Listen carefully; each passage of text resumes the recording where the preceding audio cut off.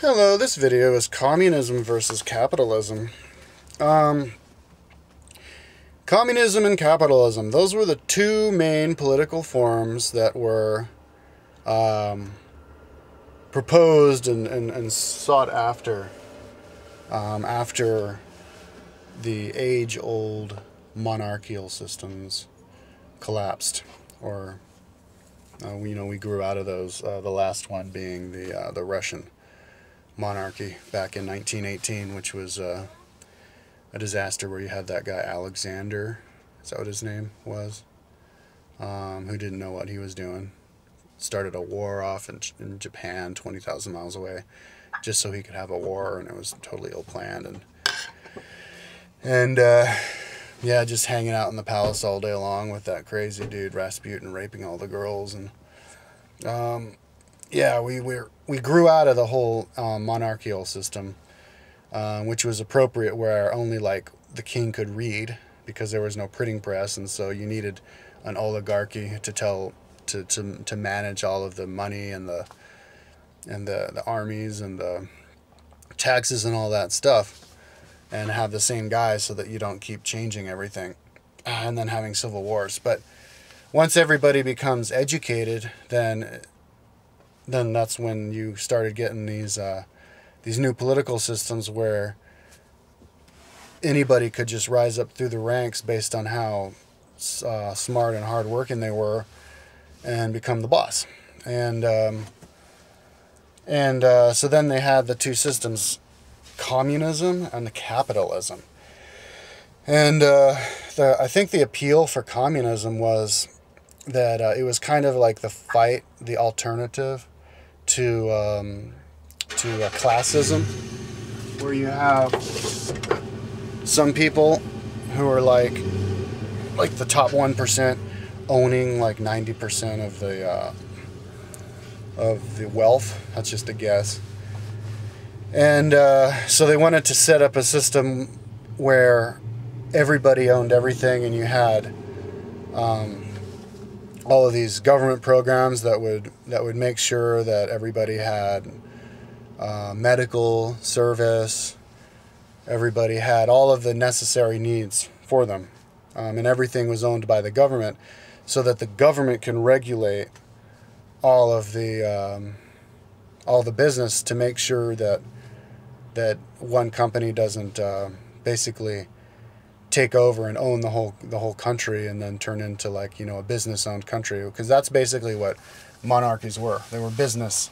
They were countries owned by families. So it's kind of like a country owned by one business, because businesses are structured the same way, where the owner of the business dies, then his son takes over, and then all the workers basically have to do what he says or else they get fired. So I think it was communism was supposed to be an answer to that, but the problem was that it still remained an oligarchy, which means that you still had all of the the small amount. There was still that whole wealth discrepancy still existed, because they would just make those society or business rules, those government rules, to suit their needs. So it didn't work. So capitalism was the one that actually took over. And capitalism was where the idea of entrepreneurs, which was when we had all these different inventions in the Industrial Revolution, like the spinning jenny, which made cotton, pumped out cotton really fast, so that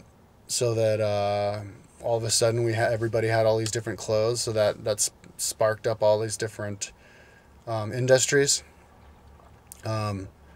which then sparked trade. People could trade all the different clothing and materials for clothing, and so it opened up shops, and so then people had jobs in shops, and then people started to be able to borrow money.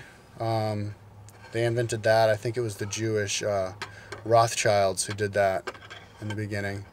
And then the idea of making money with interest, and it basically started the middle class, instead of having the dukes and the kings and stuff controlling everything, and then under them is just the enforcers, the knights, and then under them the peasants, who were the vast majority. Now you have like people who actually have control over their own lives. The bourgeoisie, the middle class, the proletariats, and so they could borrow money, and then if they're smart, they can start up their business, and then they make a lot of money and kind of start their own empires that way. So it's kind of like mini kingdoms within the country, and that did well because it was a meritocracy. It was something that rewarded people who worked hard, and that's why capitalism did better than communism, because it was free. Free market system. People got to spend the money the way they wanted to, and there were no rules. But communism and socialism is always there. There's always communists and socialists, because I think in the long run, socialism is actually the next level up in terms of social design of how we need to design our government, because companies, and I think we're kind of starting to see that come about now, or we need to come back to that socialism, because the government, I think, does need to step in and take over basically companies that do really well. For example, Facebook. Mark Zuckerberg was really smart. He designed a really great company that is like websites based on who you are and your pictures, and it's your real name, and you can connect with your friends and all this stuff. But now it's basically taking over. Like everybody, people are doing chat through Facebook. They're doing games through Facebook. They're doing all this other stuff through Facebook, and maybe like in the future, everything's going to be based off of Facebook, and if you have it like controlled by a company, then that company could, if it's controlled by the wrong person, could basically, abuse people, like kick people off or tell people what to do. And I mean, I don't see them doing that, but I think at that point it should kind of be, I think it should eventually be taken over by the government, where the king of Facebook is elected into office by the populace. Same thing with anything that, any company that gets really big, like like Google. If Google, everybody uses Google, and well, actually, Google's different, because Google actually thrives off of freedom. That's how they do well, is because they get to they use everything. But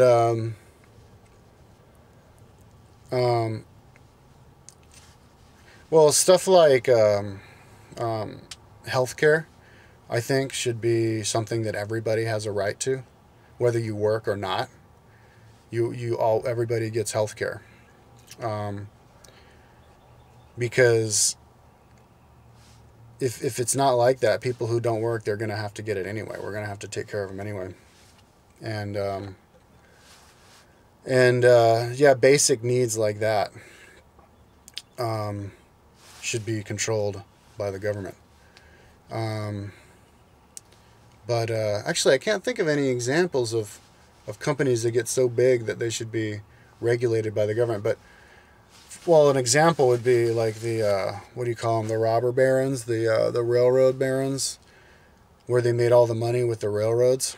And then the government eventually stepped in and started taxing them and reining them in. They were really rich. They were like, it was kind of like kings from the Middle Ages. Like a staircase in one of those houses in New York, upstate New York, of one of those people's houses, costed like a modern day like $30 million or something like that. But anyways, the government stepped in and reined him in. But yeah, I think a democracy or capitalism, but a democracy where people actually have to vote those guys, the people in power, in, is the way of the future. So kind of like I don't know, a morph mix between socialism and capitalism. Um, we should vote in everybody. The Supreme Court, I think we should vote in, because I mean, this is in the future where everybody's educated. Um, oh yeah, I'll do a video about it. What we should think about education, because I think in the future everybody's going to be educated, like just as educated as the most educated people today.